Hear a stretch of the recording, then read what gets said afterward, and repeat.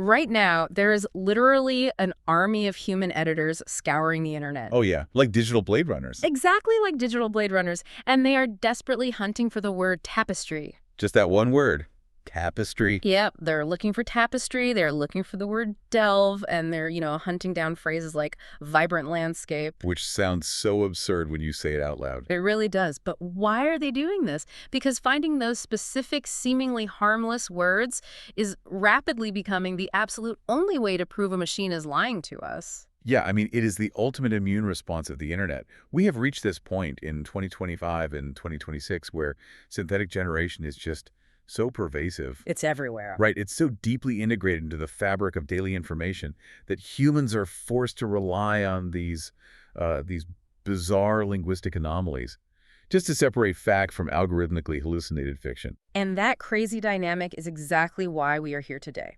The simple act of you opening a laptop and asking a question, well, it's become the endpoint of a staggering, incomprehensible process. A massively complex process, yeah. So today, for this deep dive, we are going to explore the intricate life cycle of the modern digital ecosystem, because it is essentially a massive, invisible factory operating all around us. And to truly grasp the scale of this, you really have to look at the entire supply chain. Right. It connects the absolute largest physical realities of computing. I mean, warehouses full of servers consuming the electricity of small cities. Just staggering amounts of power. Yeah, and it connects that massive scale all the way down to the tiniest, most subtle nuances of human psychology and language and behavior. You really cannot understand the output without understanding the engine. Okay, let's unpack this. We are going to walk you through this entire invisible factory floor today. Step by step. Right. We'll start with the power bill, exploring the massive, spiraling financial costs of cloud computing and generative AI, the stuff that is literally keeping chief financial officers awake at night. Oh, they're definitely losing sleep over this. Then we will examine the control panels. The incredibly rigid, highly technical ways we are now required to engineer our prompts just to keep the machines from flying off the rails. Which is an art form in itself now. It totally is. Next, we follow the shipping routes. We'll analyze the brutal mathematics of the newest social media algorithms to understand how information actually reaches a human eye today. Assuming it even does reach a human eye. Exactly. And finally, we will visit those counterfeit detectors you mentioned. The Wikipedia editors writing secret field guides to spot the hidden linguistic fingerprints of an AI. The overarching mission here is to move you beyond being a mere consumer of these tools. We're really dissecting the underlying mechanics of this new era. The goal is mastery. Mastery, exactly. Whether that means bringing an exploding multi-cloud architecture under control or just recognizing the specific mathematical regressions that cause an AI to sound like an insecure corporate executive. So let's step into the engine room, because before we can talk about the magic of artificial intelligence or creative breakthroughs or, optimized workflows, we have to look at the raw cost of doing business. The power bill. The massive power bill. The cloud has effectively become the digital brain of the modern enterprise. But keeping that brain oxygenated is triggering a literal financial crisis. Yeah, the term circulating through enterprise IT departments right now is the CSPOcalypse. The CSPOcalypse. The software as a service apocalypse, right? And recent industry data reveals that 94% of IT leaders are reporting actively rising storage and compute costs. 94%. That's basically everyone. Pretty much everyone. And they're not just dealing with a single vendor either. 87% of these enterprises are tangled in multi-cloud environments. So they're juggling massive deployments across AWS, Azure, Google Cloud, and probably localized private infrastructure all at the same time. All at once. Which means they are essentially paying retail price across 4 different stores just to cook one meal. That's a perfect way to put it, yeah. And generative AI is basically pouring gasoline on this financial fire. We are seeing these cloud workloads driving completely unpredictable, massive infrastructure bills. But why? Why does GenAI specifically break the traditional financial models we've relied on for the last decade? Well, it fundamentally rewrites the mechanics of consumption. Under the traditional cloud model, budgeting was relatively linear. Right, you knew what you were getting into. Exactly. You provision a virtual machine, you rent the server space, and you pay for the hours it runs. It was like renting an apartment. The rent is the rent, regardless of how many hours you spend sitting on the couch. Right. But generative AI shifts that paradigm entirely to token-based pricing. Every single piece of text, Every pixel in an image, every line of generated code is broken down into tokens, and you are charged fractions of a cent for every single one. And it sounds cheap when you say fractions of a cent, but beyond the tokens, you have dynamic inference loads. Explain that for me. So when a user asks a large language model to summarize a simple paragraph, the computational pathway is relatively light. Okay. But if the next user asks that exact same model to write a Python script for a really complex data visualization, the computing power required to infer the correct sequence of tokens spikes exponentially. Oh, wow. Yeah, you are suddenly demanding massive, sustained matrix multiplications utilizing premium, incredibly expensive GPU-backed instances. So you have a pricing model tied to microscopic text fragments combined with hardware that costs tens of thousands of dollars per chip. Right. And it's serving user requests that fluctuate wildly in their complexity. I mean, it is no wonder traditional annual budgeting is falling apart. You literally cannot predict the cost of a question. You really can't. Furthermore, this crisis is compounding a pre-existing condition in most companies. What do you mean? Well, the vast majority of enterprises did not adopt these multi-cloud architectures through careful, centralized planning.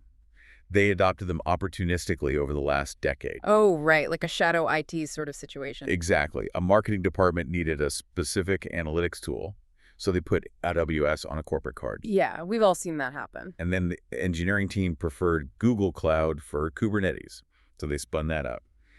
The result is this profoundly fragmented architecture littered with redundant licenses. And exorbitant data egress charges, which is just the fee providers charge you just to move your own data out of their ecosystem. Which is always a nasty surprise. Yeah. Plus, you have vastly over-provisioned virtual machines that just sit idle doing nothing. There is a deep irony here, though. The very tool that is driving this massive, unpredictable expense artificial intelligence is now being aggressively positioned as the only viable solution to tame it. It's literally the snake eating its own tail. Yeah. But functionally, it actually works. We are seeing AI-powered platforms deployed specifically to analyze the telemetry of other AI workloads. So AI monitoring AI. Right. Modern observability tools utilize machine learning to ingest millions of data points across those fragmented multi-cloud environments we just talked about. And what are they looking for? They learn the baseline rhythms of the enterprise. Yeah. The AI can predict with staggering accuracy when a specific database will experience a surge in traffic. Oh, I see. Or it can automatically deallocate those really expensive GPU instances the exact millisecond an inference job completes. It finds the idle capacity that human engineers are just too busy to notice. But the bleeding isn't just about idle resources, is it? It's also about vendor lock-in. Huge problem, yeah. Companies deeply entrenched in environments like Microsoft Azure are facing staggering baseline costs. I mean, support contracts alone are draining 9 to 11% of total enterprise agreements. It's basically a vendor-dictated roadmap at this point. Right. But the market is finally pushing back. Third-party support providers like US Cloud are stepping in and guaranteeing 30 to 50% savings compared to Microsoft's own unified support. Which is massive. When you were talking about enterprise IT budgets in the tens of millions, a 50% reduction in support costs is a tectonic shift. It really signals a maturation of the market. CIOs are realizing they no longer have to accept monolithic, bundled pricing structures. Right. Unbundling support from infrastructure requires a specialized financial discipline, which has catalyzed the rise of FinOps 2.0. Financial operations, but adapted specifically for the realities of the AI age. Exactly. But I want to challenge this FinOps approach, actually, because the entire promise of the generative AI era is rapid, frictionless innovation. Sure. You're supposed to throw ideas at the wall, spin up models, and see what breaks. If we implement these draconian FinOps constraints, like if we scrutinize the cost of every single token and force engineers to justify every inference load, don't we kill the exact culture of experimentation that leads to breakthroughs? It's a valid concern. It feels like hiring a brilliant abstract painter and then demanding a receipt for every ounce of blue paint they use. I love that analogy. Yeah. And that is the fundamental friction in every boardroom right now. But FinOps 2.0 does not demand receipts for the paint. It just demands that you don't leave the paint cans open to dry out overnight. Oh, okay. I like that. It is about treating AI infrastructure as a highly managed investment portfolio rather than a limitless utility. So a portfolio approach implies categorization. You treat different workloads like different asset classes. Precisely. A high-value, customer-facing AI recommendation engine is a strategic asset. You fund it heavily and optimize it for low latency. Makes sense. But an internal tool built by an intern over the weekend, that's an experiment. Ah. But the real target of FinOps, the main enemy, is the zombie workload. The zombie workload, the digital equivalent of leaving the lights on in an empty house. Worse, it is leaving a blast furnace running in an empty factory. Imagine a developer spins up a massive multi-GPU environment on a Friday afternoon to run a test model. They go home for the weekend, and they just forget about it. Oh, no. That single forgotten instance can burn through tens of thousands of dollars by Monday morning. Just sitting there doing nothing. Just sitting there. FinOps 2.0 implements policy-driven guardrails to stop that. It automatically shuts down non-production environments outside of standard working hours.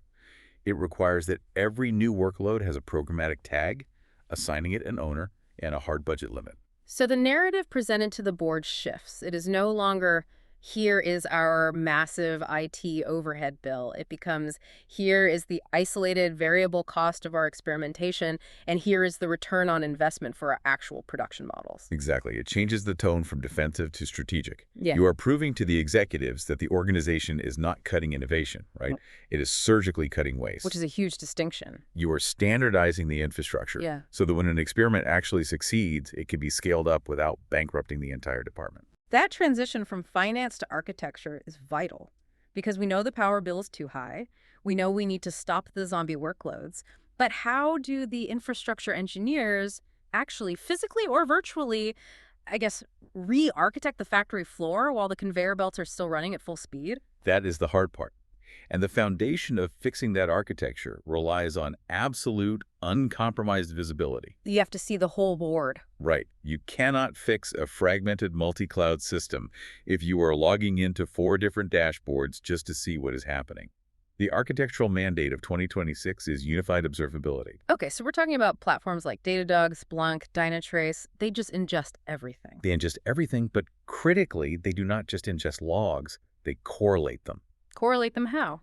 Well, in a modern microservices architecture, a single user click might trigger processes across an AWS server, an on-premise database, and some third-party API. All from one click. All from one click. If that click fails, an engineer previously had to manually dig through the text logs of all 3 of those separate systems to find the error. Which sounds like a nightmare. It was. Unified observability platforms ingest the raw telemetry data, the metrics, the traces, the logs, and they use advanced analytics to map the entire lifecycle of that specific request. They provide a singular, unified topology of the entire digital nervous system. And once you can see the whole board like that, you can start automating the defenses. Which brings us to policy as code, using frameworks like Terraform. Terraform is fascinating. Terraform and similar infrastructure as code tools allow engineers to define the desired state of their architecture using declarative configuration files. So you aren't writing a script that says, go to the server, click this button, open this port. Exactly. You write a file that says the database must always have 3 redundant backups and port 8080 must be closed. That's the declared state. And then what happens? The system reads that policy, and it automatically provisions, modifies, or destroys resources to ensure reality matches your code. It completely eliminates human error from the scaling process. Now, we tend to think of all these automated resources living in the cloud, which implies, distant massive data centers in Virginia or Iceland. But the architecture is actually moving in the opposite direction right now. We are seeing a massive resurgence in edge computing. We are, and really, physics mandates it. Okay. The cloud is inherently a centralized model. Right. Data is generated on your phone, sent across the country to a data center, processed, and the result is sent back to you. It is like having a sprawling dining room in a restaurant, but the kitchen is located 3 blocks away. That's a great way to picture it. Right. If a customer asks for a side of ketchup, the waiter has to sprint 3 blocks, get the ketchup, and sprint back. By the time they get back, the food is cold. Exactly. The friction, the time, the dropping of the plates, it's totally unsustainable. So edge computing is essentially tearing down a corner of the dining room and installing a mini kitchen right there.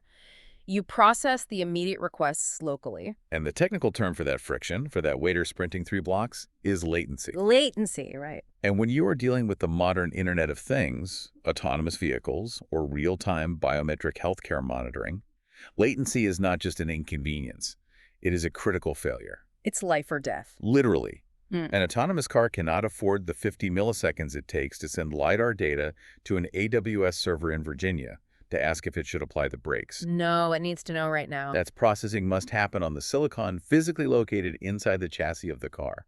That is the edge. And the widespread deployment of 5G networks acts as the high-speed connective tissue making all this possible, allowing those edge devices to share critical insights back to the central cloud without transferring the massive raw data sets. Right. The 5G is what makes the edge actually viable on a global scale. Now, amidst all this hyper-modern talk of edge computing and dynamic AI allocation, there is a ghost in the machine. A very persistent ghost. A very large, very old ghost. Mainframes. Mainframes. The assumption has always been that the cloud would eventually consume everything, right? Rendering the legacy mainframe entirely obsolete. But that hasn't happened.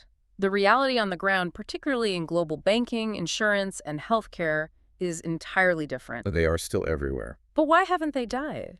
If a bank is running code from 1985, why not just pay an engineering team to lift that logic, rewrite it in a modern language like Python or Go, and drop it into an agile cloud environment? It seems obvious. It seems obvious until you run into the terrifying concept of undocumented business logic. Undocumented business logic. Yes, these massive COBOL systems have been running continuously for decades. Over the years, countless engineers have patched them, added highly specific regulatory compliance rules, and created these massive labyrinthine dependencies. And those original engineers are long gone. Long gone. The documentation is missing, or it's just wrong. If you try to rewrite that code for the cloud, you are almost guaranteed to miss a subtle, undocumented rule that governs how a specific type of international wire transfer is processed. And if you miss that rule, the bank loses millions of dollars. Instantly. The technical debt is so dense, it literally has its own gravitational pull. The IT services company HCL Tech actually highlighted this exact dynamic. The manual effort required to decipher that embedded business logic, map it out, and then rebuild it in a cloud-native architecture makes the return on investment virtually non-existent. It's a money pit. You are spending tens of millions of dollars just to arrive at the exact same functional state you were already in. Therefore, the modern architectural strategy is hybrid integration. Okay, so you don't replace it. No, you leave the core, high-volume transactional processing on the impenetrable mainframe. Because, frankly, it works flawlessly and securely. You then build your modern AI-driven applications in the cloud, and you use secure APIs to bridge the two. The cloud handles the dynamic user interface and the analytics, and the mainframe handles the ledger.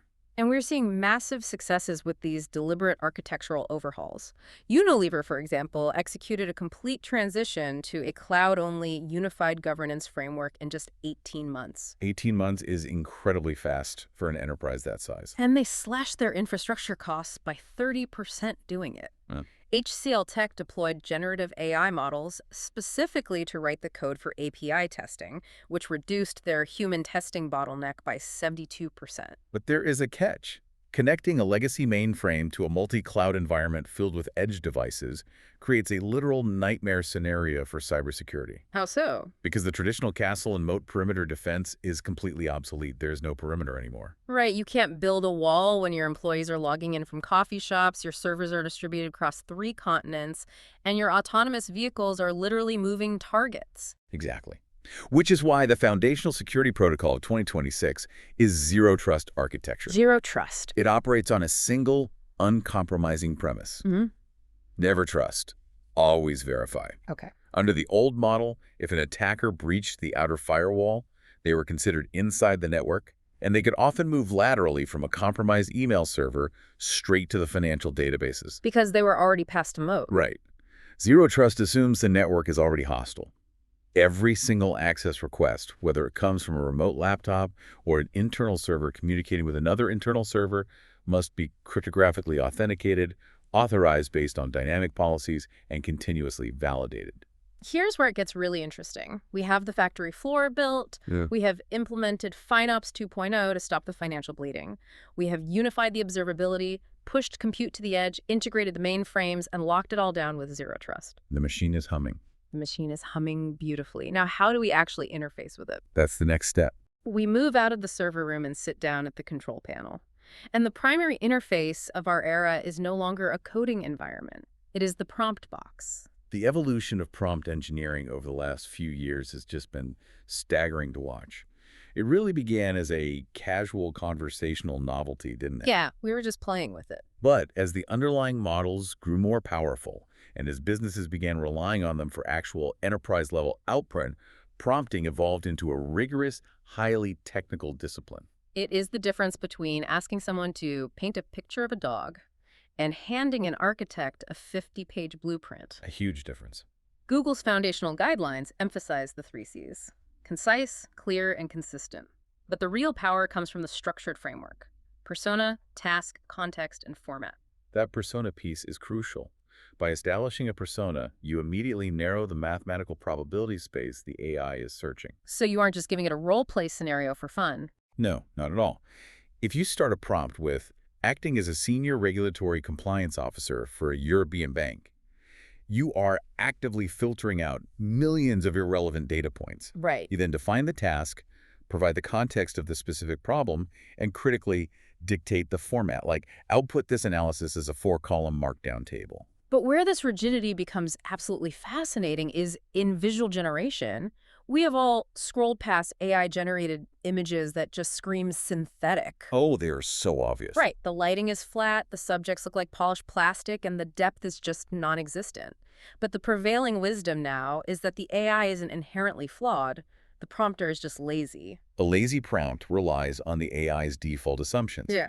If you prompt a person working at a desk, the model falls back on the most statistically average representation of that concept found in its entire training data. Which is going to be boring and generic. Highly generic. To break that algorithmic average, professionals now utilize the 5-layer prompt framework. Let's dissect how this actually alters the output. So layer 1 is subject and action. A 45-year-old architect reviewing blueprints. Okay, basic. Layer 2, environment and lighting. A dusty construction site at dawn with harsh directional sunlight cutting through the scaffolding. Yay, better. Layer 3, camera and lens. Shot on a Leica M11 35mm f1.4 lens. That's the magic one. Layer 4, color and texture. Muted concrete tones, high contrast shadows, visible grain. And finally, layer 5, style and quality tags.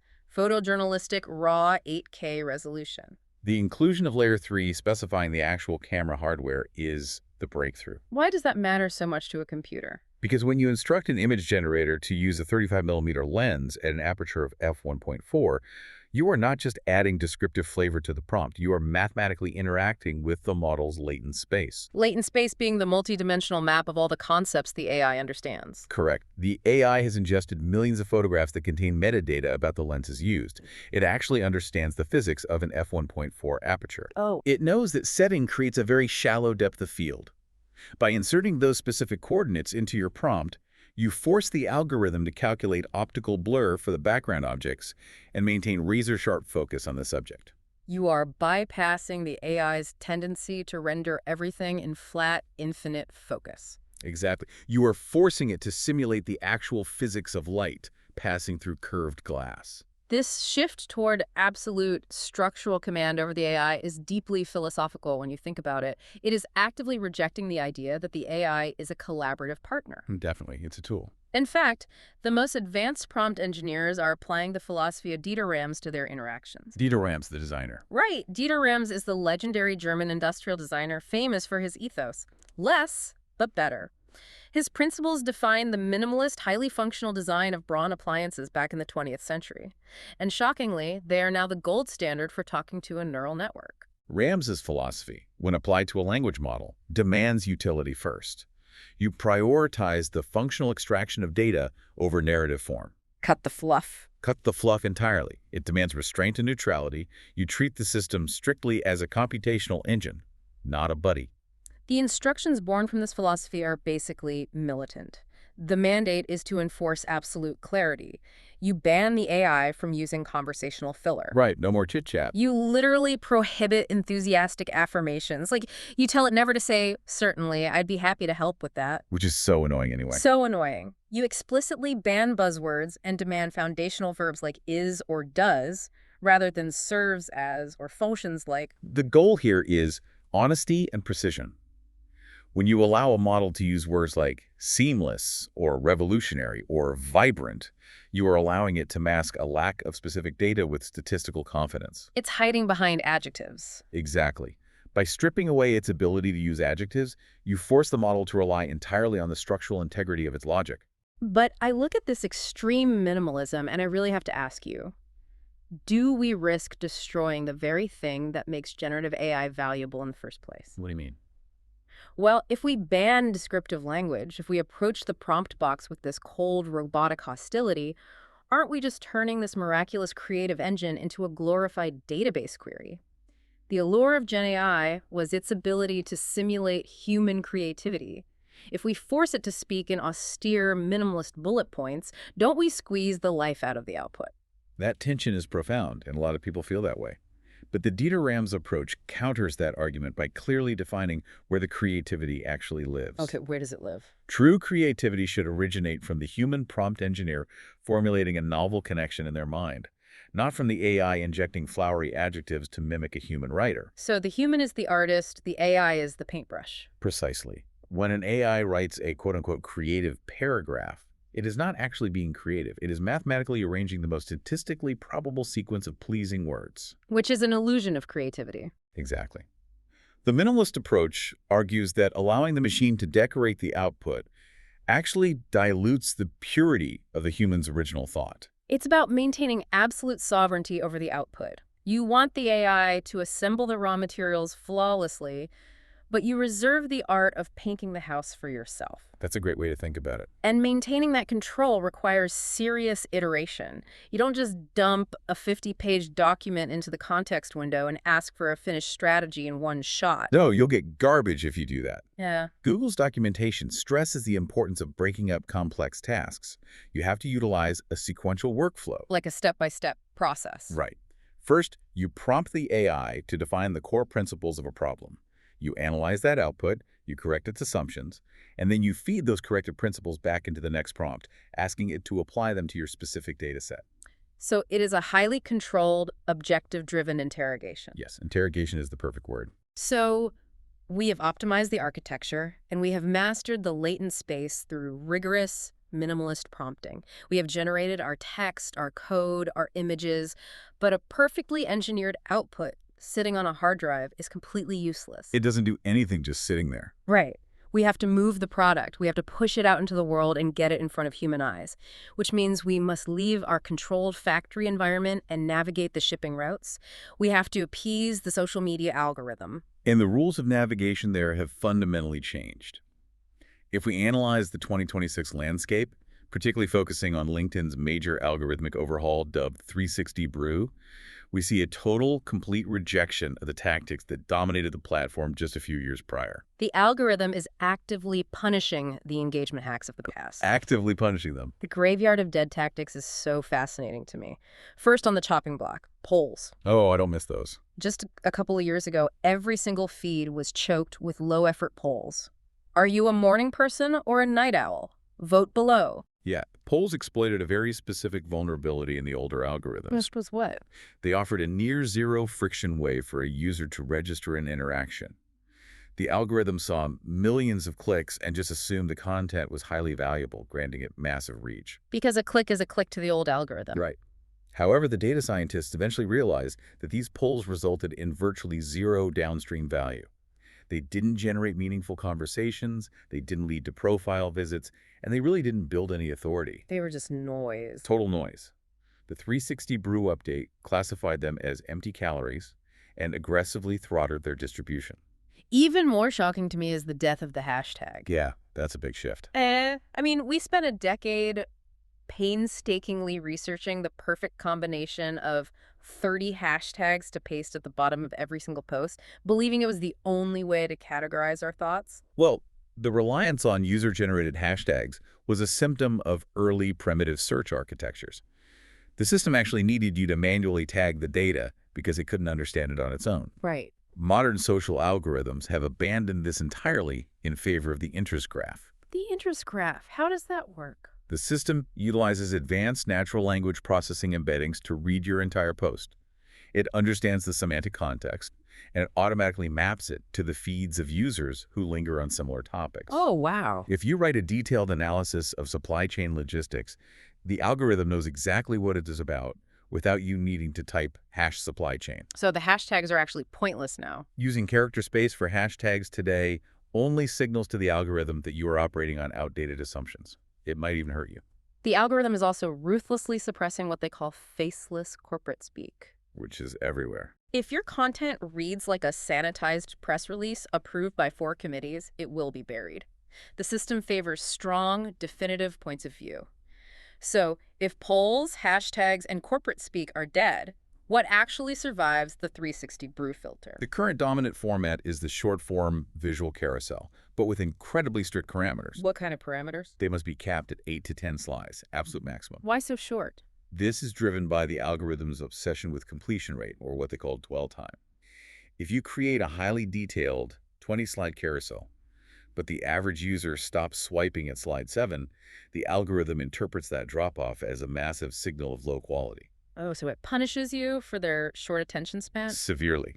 It will punish the post far more severely than if you had just posted a tight, highly valuable 6-slide document that everyone read all the way to the end. You also need hyper-targeted headlines optimized for the search bar, right? And crucially, your persona must balance AI fluency with deep human empathy. That's a tricky balance to strike. It is. You have to demonstrate that you can wield these advanced tools but frame your insights through the lens of lived human experience. Basically, something the machine cannot replicate. This strategy is encapsulated in the 3 C's of modern social content. What are they? You must be consistent. Maintain a singular, recognizable point of view so the interest graph knows exactly where to place you. Okay, consistent. You must be constant. Maintain a predictable cadence, because erratic posting breaks the feedback loop. Constant, right. And, most importantly, you must be critical. You must take a stance. Vanilla, universally agreeable content generates 0 momentum. To truly understand why the algorithm behaves with such ruthless efficiency now, we have to look under the hood. The shift from traditional social feeds to the 360 brew era is essentially the story of the transition from traditional machine learning to deep learning. Yes, this is the architectural shift that really defines the entire decade. Break that down for us. Traditional machine learning models were limited by a massive bottleneck called feature engineering.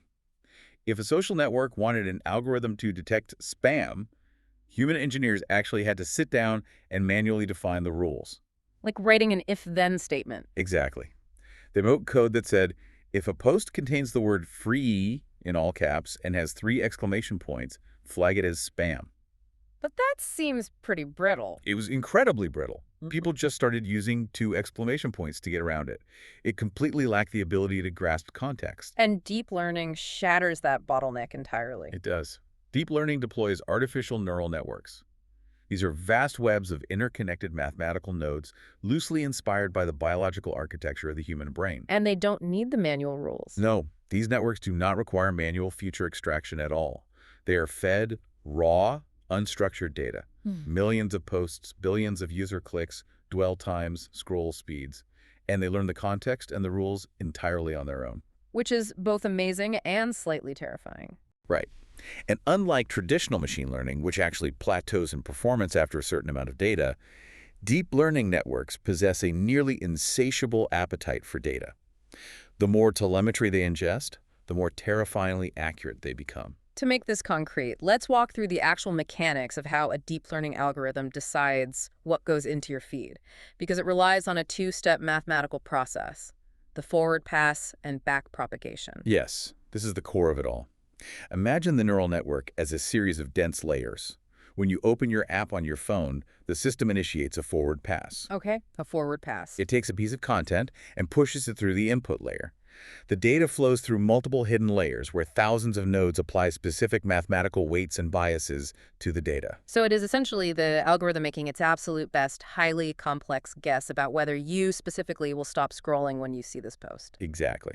The output layer produces a prediction and says there is an 82% probability this user will dwell on this visual carousel for more than 4 seconds. And then the post appears on your screen. Right. Now comes the moment of truth. You either stop and look, Right. or you flick your thumb and scroll right past it. Let's say I flick my thumb, I scroll past. The algorithm's prediction was wrong. What happens? That failure triggers backpropagation. The system calculates the loss, which is the mathematical difference between its prediction and your actual behavior. Okay. That error signal is then propagated backward to the entire network. Using complex calculus, specifically gradient descent, the algorithm slightly adjusts the mathematical weights of every single node that contributed to that wrong guess. It tweaks the dials. It tweaks the dials. It learns that for you, a carousel about FinOps is less engaging than, say, a post about zero-trust architecture. It is continuously, relentlessly rewriting its own internal logic based on the micro-movements of your thumb. Millions of times a second. Which brings up a critical question for you listening to this right now. Think about your own feed. How often do you scroll past a generic, polished corporate announcement without even registering it? Now, think about the posts that actually make you stop. It is almost always someone who takes a definitive, slightly controversial stance. Someone who is being critical, like we discussed. Right. What stands out to you? Because the algorithm is watching your reaction, backpropagating that error, and adjusting the weights for the entire network based on your boredom or your interest. We are living in a profound state of symbiosis right now. We use AI platforms to optimize the cloud infrastructure that runs the AI models. We use minimalist, mathematically precise prompts to extract text and images from those models. We then meticulously format that output to appease the deep learning algorithms that control our social distribution. The machines are deeply intertwined with every single facet of the process. But what happens when the system breaks down? What happens when we explicitly, desperately want human knowledge unpolluted by the synthetic loop? How do we fight back against the absolute flood of machine-generated text? This is the final frontier of our digital factory, really. Yeah. And it is an active battleground. We look to Wikipedia. Wikipedia. It stands as the largest, most successful collaborative human knowledge base in history. And its thousands of volunteer editors are currently fighting a massive daily war against the infiltration of undisclosed large language model content. They are acting as digital counterfeit detectors. And they have compiled a highly detailed, constantly evolving secret field guide to spotting AI writing. It is literally a masterclass in forensic linguistics. It really is. Let's start with the vocabulary red flags. We talked earlier about banning words in our prompts. Well, the Wikipedia editors are actively hunting those same words. They track terms whose usage spiked astronomically after ChatGPT was released to the public in late 2022. The list is highly specific and quite funny.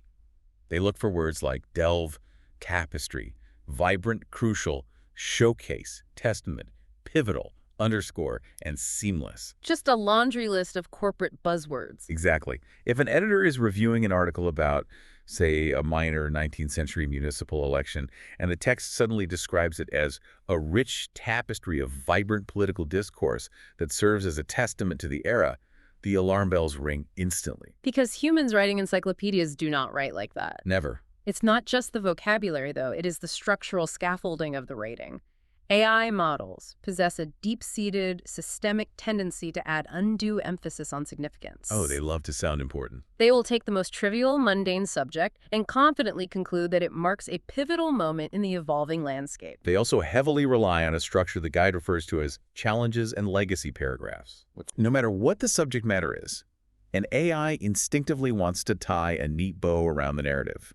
It will almost always generate a concluding paragraph that begins with, despite its challenges, and ends with a vaguely positive, universally applicable outlook on the future. The editors also look for logical tells, like false ranges. False ranges are a dead giveaway. An AI trying to generate profound prose might output a sentence like, from the singularity of the Big Bang to the complex cosmic web.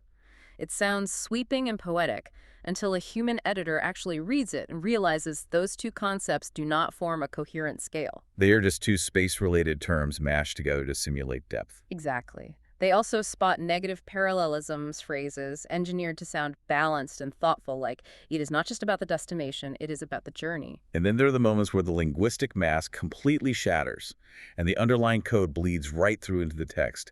These are the technical artifacts. Technical artifacts. Editors frequently find entirely new articles where the AI accidentally left in its own markdown formatting code. Like literally 3 backticks followed by the word wiki text, sitting right in the middle of a paragraph. That's just sloppy prompting. They also find articles using curly quotation marks instead of straight ones, which is a default AI typography setting. They find talk pages flooded with excessive emojis. But the most dangerous, insidious artifacts are the hallucinated references. This strikes at the very heart of Wikipedia's mission. It really does. A user prompts an AI to generate an article and explicitly commands it to add citations. The AI, possessing no actual concept of truth, only a mandate to fulfill the structural requirements of the prompt, will simply invent a source out of thin air. It just makes it up. Totally makes it up. The Wikipedia Anti-AI Guide documents terrifying instances where AI provided completely fabricated yet perfectly formatted digital object identifiers or broken ISBN numbers for books that literally do not exist. In one of the most famous examples, an AI generated a highly technical argument regarding Ohm's law. And to back up its claim, it cited a 1967 paper from the Proceedings of the IE. Which sounds incredibly authoritative. It sounded perfectly authoritative. It was perfectly cited because the paper did not exist, the volume number was wrong, and the researchers named had never even published together. The machine hallucinated an entire academic history just to win an argument. That is wild. The guide even notes editors finding ChatGPT tracking parameters, literally the code ngem source chatgpt.com, accidentally pasted directly into the reference links of live articles. Wow. This massive catalog of tells raises a fundamental question about the architecture of these models. Why does an artificial intelligence, a system capable of processing the sum total of human knowledge, write like this? Right. Why is it so relentlessly prone to hyperbole, repetitive structures, and outright hallucination? And seriously, why is it so obsessed with the word tapestry? It is a direct result of the core mechanics we discussed earlier regarding token prediction. Large language models operate on a principle of statistical probability. When generating text, they are constantly calculating the most statistically likely next word based on the vast, unimaginably large data set they were trained on. Okay, the tokens. Right. This mathematical process inevitably leads to a phenomenon called regression to the mean. So the system naturally gravitates toward the most average, most mathematically safe output. Exactly. And consider the nature of that training data. It's the entire unfiltered internet. The internet is a place where marketing copy, press releases, and hyperbolic social media posts absolutely dominate. Oh, I see. On the internet, products are rarely described as adequate. They are revolutionary. Cities are not populated. They are vibrant landscapes. Because everyone is selling something. Right. Therefore, the mathematical weight of these hyperbolic adjectives is massive. The AI learns that describing something with exaggerated praise is statistically much more common than describing its specific, nuanced, perhaps boring reality. It sacrifices granular truth for generic significance. It's like an incredibly insecure guest at a dinner party. How so? You know, they don't actually know anything about the topic being discussed, but they desperately want to fit in, so they just keep talking louder and louder, using the biggest, most important sounding words they can muster. They declare everything a pivotal testament because they are terrified that if they speak plainly, everyone will realize they have no idea what is going on. That is a perfect psychological projection of a mathematical reality. And there is another purely mechanical reason for the bizarre vocabulary, particularly the synonyms. It is called the repetition penalty code. Repetition penalty. AI developers know that a purely statistical model will eventually get stuck in a loop, repeating the most highly probable word over and over again. To prevent this, they actually program a penalty into the temperature settings of the model. Once a word is used, its probability score is artificially lowered for the next few sentences. So the model is forced to find a different path. Which leads to a phenomenon our writers call elegant variation. Instead of just repeating a person's name, which is what a normal human writer would do for clarity, the AI will scramble to find alternatives just to satisfy its internal math. Give me an example. It will call a historical figure the key player, then the eponymous character, then the aforementioned visionary. It creates this dizzying, unnatural rhythm purely to appease its own code base. So what does this all mean? When we zoom out and look at this invisible factory in its entirety, the sheer scale of the loop we are trapped in is staggering. We have massive physical data centers, sprawling across acres of land, consuming billions of dollars in megawatts of electricity. They are managed by AI-driven FinOps tools, desperately trying to turn off zombie instances to save fractions of a cent on token-based pricing. That underlying hardware is running massive neural networks, and we sit at our keyboards utilizing Dieter Rams' minimalist design philosophy, carefully stripping away our own natural language to Wow. input sterile, mathematically precise commands. Right. We do this to force the AI to bypass its regression to the mean and output a usable image or text. We then take that synthetic output and format it into highly rigid 8-slide visual carousels. We strip out our hashtags and our polls. We engineer the headlines specifically to trick the deep learning backpropagation of the LinkedIn 360 brew algorithm. All of that effort. All of it, just trying to mathematically persuade a neural network to put our AI-generated image in front of a human eye for just 4 seconds to register a dwell time. And at the very end of this dizzying supply chain, a dedicated army of volunteer human editors sits on Wikipedia, acting as the final line of defense. They are meticulously scanning text, hunting for the word tapestry in broken markdown code, trying to delete the synthetic artifacts and preserve a baseline record of actual human truth. We are simultaneously the architects, the raw material, and the quality control for a system that is rapidly becoming entirely self-referential. Which brings us to a final thought to leave you with. As these social algorithms get ever more precise at mapping our interest graphs without needing us to tag our thoughts, and as generative AI models get better at mimicking human empathy and burying their linguistic details to sneak past those Wikipedia detection guides, what happens to the internet when the machines finally realize it is exponentially more efficient to simply read, write, and optimize for each other? When the API from the cloud talks directly to the algorithm on the feed, entirely bypassing the human friction? Are we truly the masters of this incredible machine? Or are we just the biological bootloaders, the temporary organic scaffolding used to launch a fully autonomous digital ecosystem?